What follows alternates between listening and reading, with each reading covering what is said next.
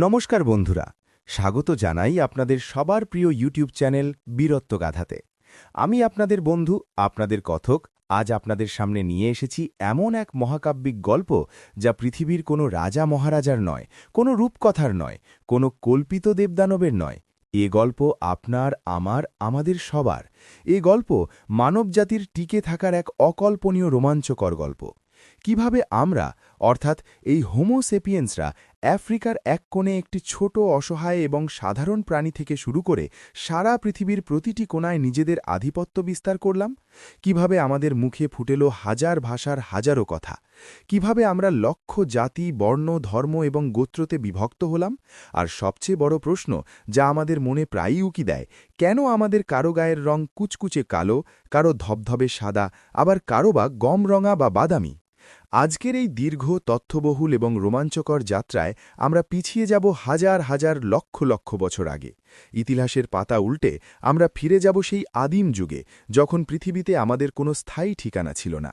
তাই বন্ধুরা, ভিডিওটি শেষ পর্যন্ত অত্যন্ত মনোযোগ দিয়ে শুনবেন, কারণ আজকের এই কাহিনী আপনার নিজের অস্তিত্বের শেকড়কে চিনতে সাহায্য করবে। আর হ্যাঁ, আপনি যদি আমাদের এই চ্যানেলে নতুন হয়ে থাকেন, তবে এক্ষুনি বীরত্বগাথা চ্যানেলটিকে সাবস্ক্রাইব করুন এবং আপনার বন্ধুদের সাথে ভিডিওটি শেয়ার করে তাদেরও এই মহাকাব্যিক ইতিহাসের সাক্ষী হওয়ার সুযোগ করে দিন। চলুন, আর দেরি না করে শুরু করা যাক আমাদের আজকের এই কালজয়ী যাত্রা। বন্ধুরা, সময়টা আজ থেকে প্রায় ৩ লক্ষ বছর আগে। জায়গাটা হল আফ্রিকার বিস্তীর্ণ, রুক্ষ এবং ভয়ঙ্কর সাভানা অঞ্চল। কল্পনা করুন সেই সময়কার পৃথিবীর কথা। চারিদিকে বিপদের ছড়াছড়ি। তখনও আমাদের কোনো ভাষা ছিল না। আমরা অন্যান্য পশুদের মতোই ইশারা, ইঙ্গিত, চিৎকার বা গোঙানির মাধ্যমে নিজেদের মধ্যে যোগাযোগ করতাম। আমাদের পূর্বপুরুষরা ছিল মূলত খাদ্য সংগ্রাহক। তারা গাছের ফলমূল খেত আর কখনো কখনো মরা প্রাণীর মাংস খুঁটে খেত। প্রকৃতি ছিল খুবই নির্দয়। বড় বড় শিকারী পশু যেমন বিপজ্জনক স্যাব্রেটুথ টাইগার, প্রয়াভল্লুক বা সিংহ হায়েনাদের সামনে আমাদের পূর্বপুরুষরা ছিল একেবারেই দুর্বল এবং অসহায়। তাদের না ছিল বাঘের মতো ধারালো দাঁত, না ছিল ইঁদুরের মতো ক্ষিপ্র শক্তি, না ছিল হাতির মতো বিশাল গায়ের জোর, আর না ছিল চিতার মতো দ্রুত দৌড়ানোর ক্ষমতা। রাতের অন্ধকারে যখন বন্য প্রাণীরা শিকারের খোঁজে বের হতো, তখন আমাদের আদিম পূর্বপুরুষরা ভয়ে গাছের ডালে বা অন্ধকারের গুহায় লুকিয়ে কাঁপত। তাহলে তারা টিকল কিভাবে? কিভাবে এই দুর্বল প্রাণীটি একদিন পৃথিবীর বুকে সবচেয়ে শক্তিশালী জীবে পরিণত হল? এই টিকে থাকার ব্রহ্মাস্ত্রটি লুকিয়েছিল আমাদের মাথার খুলির ভেতরে, আমাদের মস্তিষ্ক। আজ থেকে প্রায় ৭০,০০০ বছর আগে মানবজাতির ইতিহাসে ঘটে এক যুগান্তকারী ঘটনা। বিজ্ঞানীরা এই ঘটনাটিকে বলেন কগনিটিভ রেভলিউশন বা জ্ঞানভিত্তিক বিপ্লব। এই সময়ে আমাদের মস্তিষ্কের ভেতরে স্নায়ুকোষ বা নিউরনের বিন্যাসে এলো এক জাদুকরী পরিবর্তন, যা পুরো পৃথিবীর ইতিহাস চিরতরে বদলে দিল। আমাদের মস্তিষ্কের গঠন এমনভাবে বদলাতে শুরু করল যে আমাদের গলায় স্বরতন্ত্র বা ল্যারিংস আগের তুলনায় কিছুটা নিচে নেমে গেল। অন্যান্য স্তন্যপায়ী প্রাণীর স্বরতন্ত্র থাকে গলার অনেকটা ওপরে, যার ফলে তারা কেবল কয়েকটি নির্দিষ্ট শব্দ করতে পারে। কিন্তু আমাদের স্বরতন্ত্র নিচে নেমে যাওয়ার ফলে আমাদের মুখগহ্বর এবং জিভ অনেক বেশি জায়গা পেল, যা আমাদের বিচিত্র স্বরার, বিচিত্র তালের এবং বিচিত্র ধরনের সূক্ষ্ম শব্দ উচ্চারণের ক্ষমতা দিল। প্রথমে হয়তো এই শব্দগুলো ছিল খুব সাধারণ সংকেত, যেমন হয়তো একজন আদিম মানুষ অন্যজনকে ইশারায় এবং অদ্ভুত শব্দ করে বোঝাত ওখানে বিপদ, বা নদীর ধারে একটা বড় সিংহ জল খাচ্ছে, ওদিকে যেও না। কিন্তু শুধু বিপদের সংকেত দেওয়াই যথেষ্ট ছিল না। মানুষের মস্তিষ্ক ধীরে ধীরে এই যোগাযোগ ব্যবস্থাকে আরও উন্নত করতে শুরু করল। তারা বুঝতে পারল যে একা বেঁচে থাকা সম্ভব নয়, দলবদ্ধভাবে থাকতে হবে, আর দলবদ্ধভাবে থাকতে গেলে একে অপরের মনের ভাব বোঝা খুব জরুরি। মানুষ ধীরে ধীরে বস্তু, প্রাণী এবং অনুভূতির জন্য আলাদা আলাদা শব্দ আবিষ্কার করতে লাগল। তারা শুধু বর্তমান নিয়ে নয়, অতীত এবং ভবিষ্যৎ নিয়েও কথা বলতে শিখল। তারা বলতে শিখল, গতকাল ওই পাহাড়ের পেছনে আমি একটা হরিণ দেখেছি, চলো আগামীকাল আমরা সবাই মিলে ওটাকে শিকার করি। এই যে অতীত এবং ভবিষ্যৎ নিয়ে পরিকল্পনা করার ক্ষমতা, এটাই মানুষকে অন্যান্য প্রাণীদের চেয়ে এক কদম এগিয়ে দিল। কিন্তু জানেন কি, বিজ্ঞানীদের মতে আমাদের ভাষার সবচেয়ে বেশি বিকাশ ঘটেছিল একটি অদ্ভুত কারণে, আর সেটি হল পরচর্চা বা গসিপ করা। হ্যাঁ বন্ধুরা, অবাক হলেও সত্যি, একটি দলে কে কার সাথে বন্ধুত্ব করছে, কে দলের জন্য বিশ্বস্ত, কে প্রতারক, কে বেশি খাবার লুকিয়ে রাখছে এগুলো নিয়ে নিজেদের মধ্যে আলোচনা করার জন্যই মানুষের ভাষার সবচেয়ে বেশি উন্নতি হয়েছিল। কারণ একটি বড় দলকে টিকিয়ে রাখতে গেলে জানতে হয় যে দলের ভেতর কে কেমন মানুষ। এই গসিপ বা পরচর্চার মাধ্যমেই মানুষ একে অপরের ওপর বিশ্বাস স্থাপন করতে শিখল। কিন্তু ভাষার ক্ষমতা এখানেই থেমে থাকেনি। ভাষা আমাদের দিল এক অসীম এবং জাদুকরী ক্ষমতা, কল্পনা করার ক্ষমতা বা ফিকশন তৈরি করার ক্ষমতা। মানুষ এমন সব জিনিস নিয়ে কথা বলতে শুরু করল যার বাস্তব পৃথিবীতে কোনো অস্তিত্বই নেই। তারা নদীর দেবতা, জঙ্গলের আত্মা, পাহাড়ের দৈত্য এসব কাল্পনিক মিথ বা পুরাণ কাহিনী তৈরি করতে শুরু করল।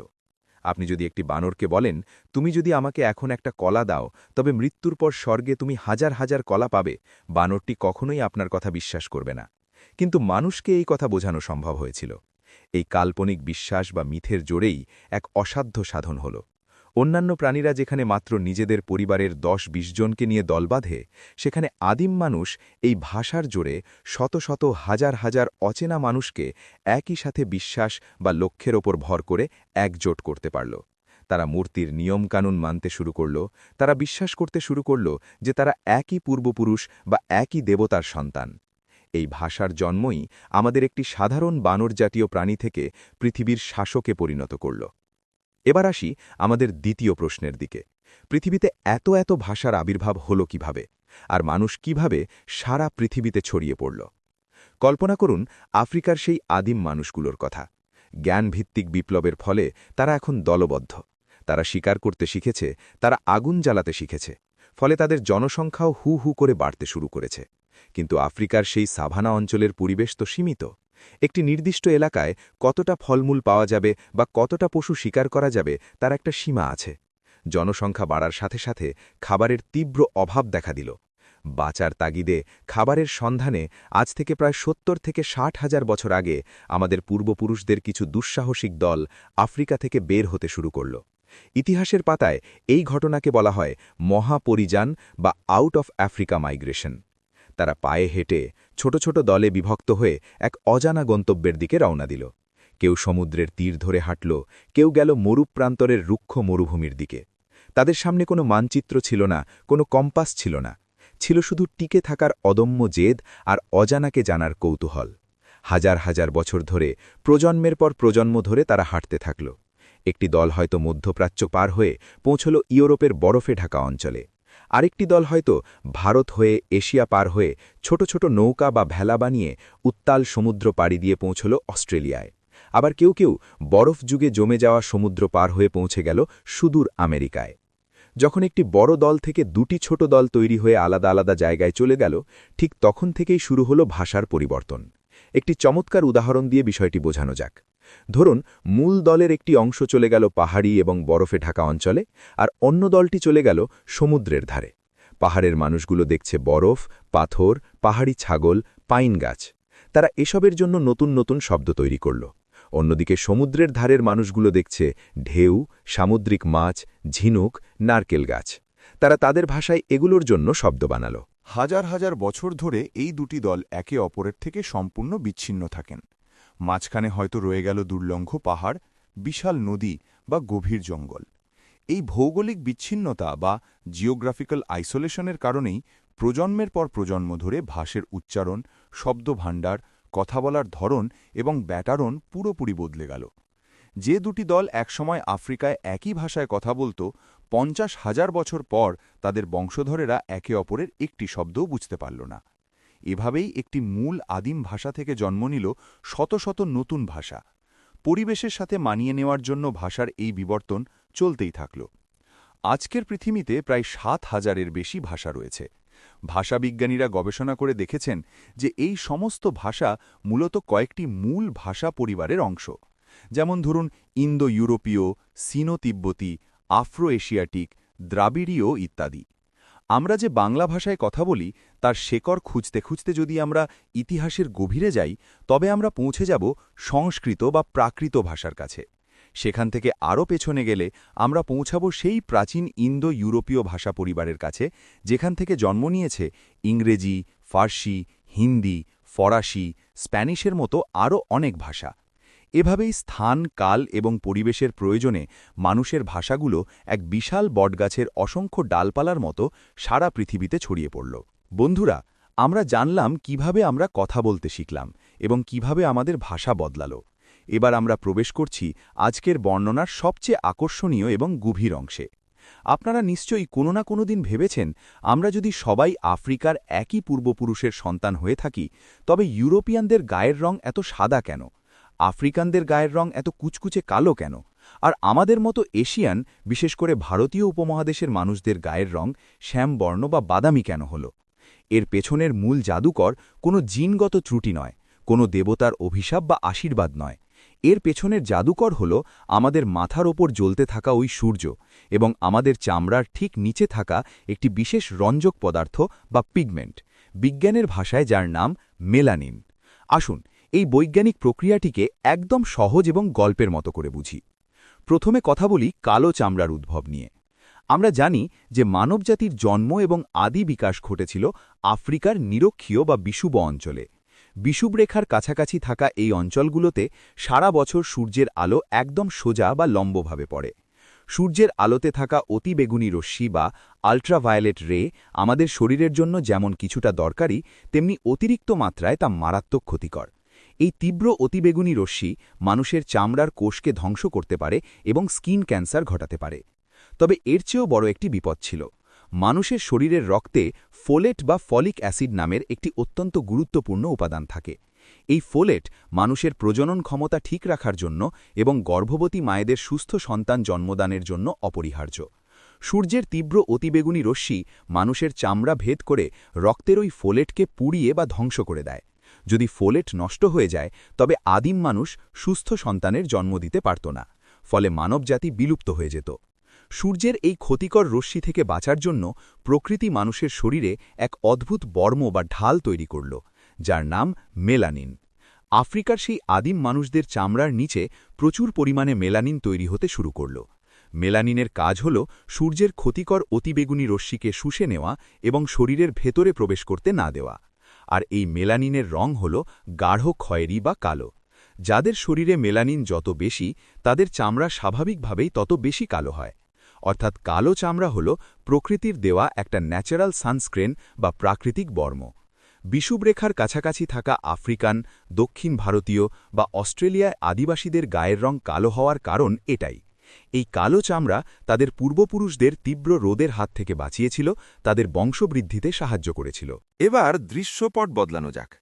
ভাবুন সেই মানুষগুলোর কথা যারা আফ্রিকা ছেড়ে হাজার হাজার মাইল হেঁটে নদী পাহাড় পার হয়ে পৌঁছল উত্তর ইউরোপ, স্ক্যান্ডিনেভিয়া বা রাশিয়ার সাইবেরিয়া অঞ্চলে। সেখানকার পরিবেশ আফ্রিকার সম্পূর্ণ বিপরীত। সেখানে সূর্যের আলো সোজা হয়ে পড়ে না, পড়ে তির্যকভাবে। বছরের বেশিরভাগ সময় আকাশ মেঘে ঢাকা থাকে, আর হাড় কাঁপানো শীতে চারপাশ ঢাকা থাকে পুরু বরফের চাদরে। এখানে এসে মানুষ পড়ল নতুন এক বিপদে। আমাদের শরীরের হাড় মজবুত করার জন্য, পেশি সচল রাখার জন্য এবং রোগ প্রতিরোধ ক্ষমতা বাড়ানোর জন্য ভিটামিন ডি অত্যন্ত জরুরি। আর মজার ব্যাপার হলো, এই ভিটামিন ডি আমরা খাবার থেকে খুব একটা পাই না।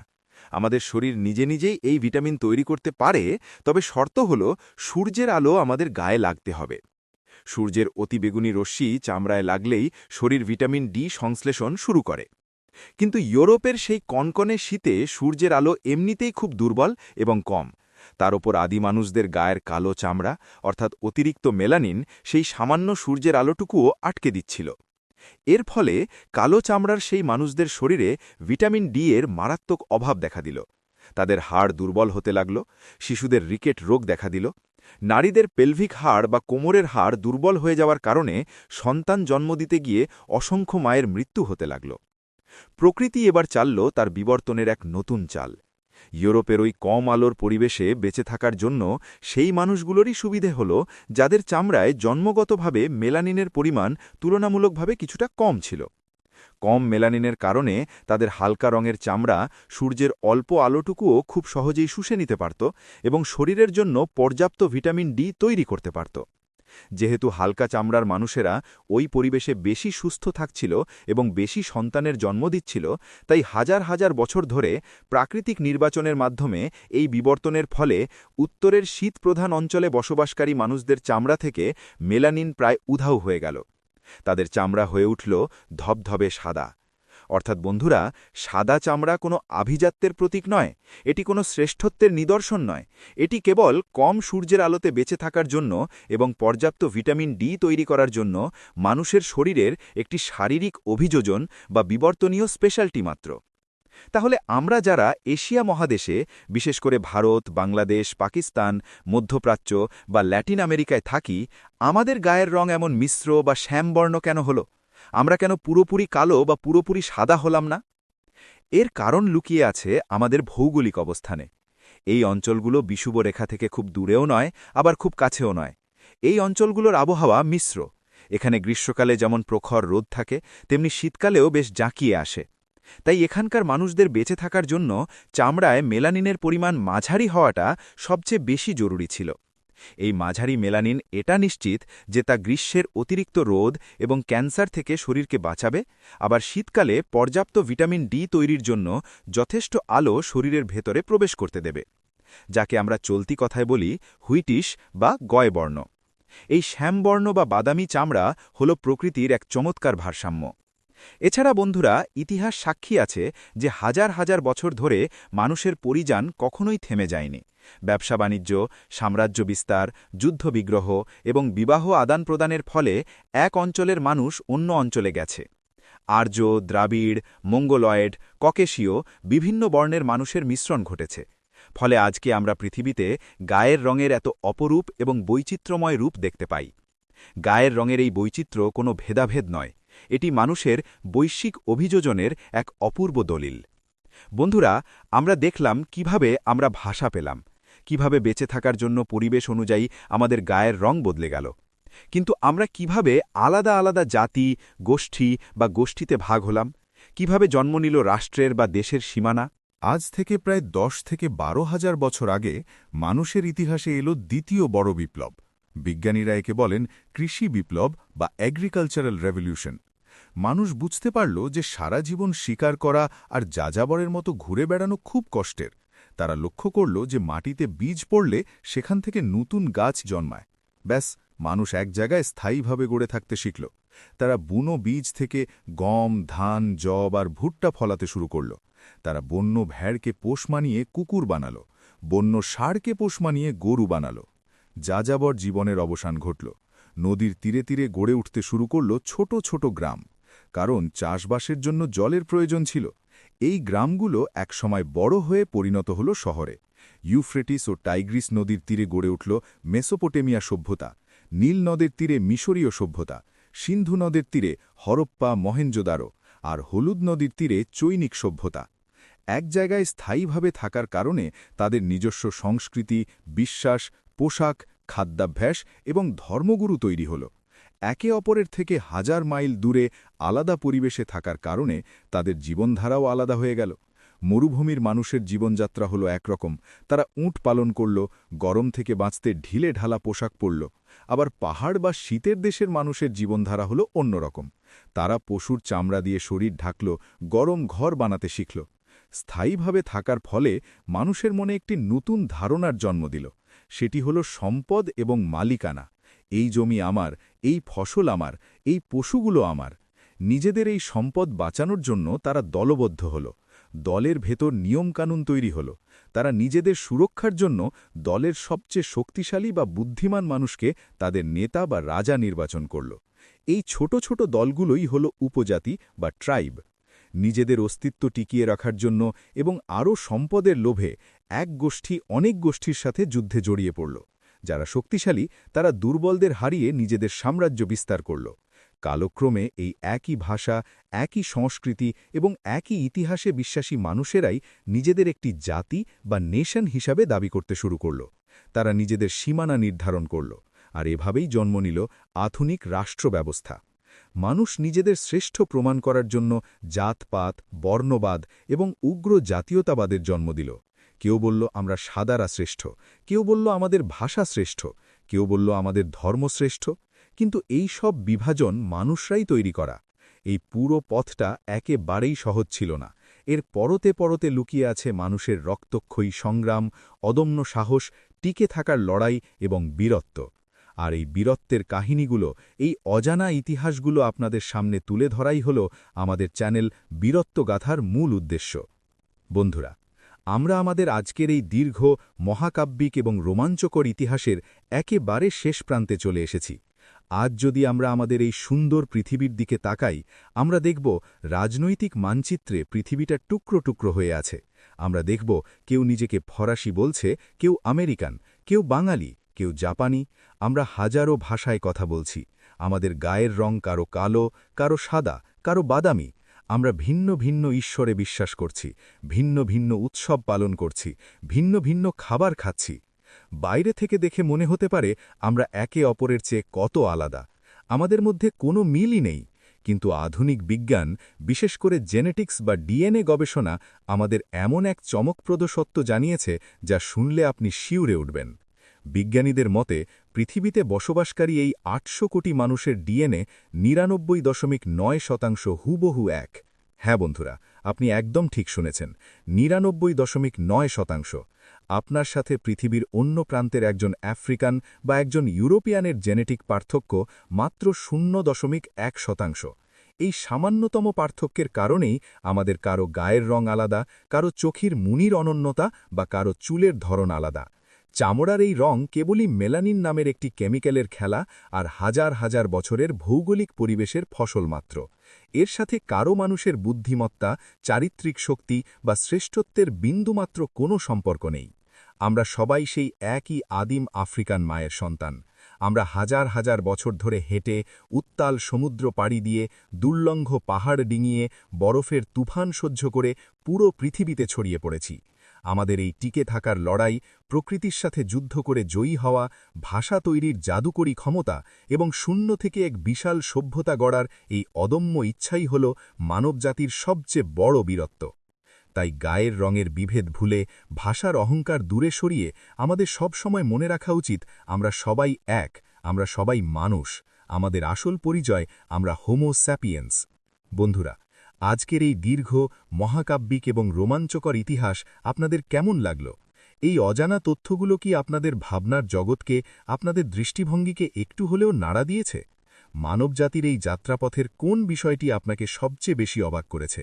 নিচে কমেন্ট বক্সে অবশ্যই আপনাদের মূল্যবান মতামত জানাবেন, কারণ আপনাদের প্রতিটি কমেন্ট, প্রতিটি শব্দ আমাকে নতুন নতুন বিষয় নিয়ে গবেষণা করতে এবং আরও ভালো কাজ করতে উৎসাহ দেয়। আমি আপনাদের বন্ধু বিদায় নিচ্ছি আজকের মতো। তবে যাওয়ার আগে আরও একবার আপনাদের মনে করিয়ে দিই, আপনার এই প্রিয় চ্যানেল বীরত্বগাথাকে সাবস্ক্রাইব করতে একদম ভুলবেন না। নিচে থাকা সাবস্ক্রাইব বাটনে ক্লিক করে পাশের বেল আইকনটি প্রেস করে দিন, যাতে এমন অজানা, রোমাঞ্চকর এবং জ্ঞানগর্ভ ভিডিও আপলোড হওয়ার সাথে সাথেই সবার আগে আপনার কাছে পৌঁছায়। আর হ্যাঁ বন্ধুরা, একটি বিশেষ অনুরোধ, ভিডিওটি আপনার পরিবার, আত্মীয় স্বজন এবং বন্ধুদের সাথে অবশ্যই শেয়ার করবেন। আপনার ফেসবুক, হোয়াটসঅ্যাপ গ্রুপে এই ভিডিওটি ছড়িয়ে দিন, কারণ জ্ঞান এমন এক সম্পদ যা শেয়ার করলে কখনো কমে না, বরং তা বহুগুণ বেড়ে যায়। আসুন আমরা সবাই মিলে সত্য এবং বিজ্ঞানের আলো ছড়িয়ে দিই। সবাই খুব ভালো থাকবেন, সুস্থ থাকবেন, চারপাশের মানুষদের ভালো রাখবেন এবং নিজেদের ভেতরের সেই আদিম বীরত্বটি সব সময় বাঁচিয়ে রাখবেন। অনেক অনেক ধন্যবাদ আপনাদের মূল্যবান সময় দেওয়ার জন্য। দেখা হবে আগামী কোনো পর্বে নতুন কোনো বীরত্বগাথা নিয়ে।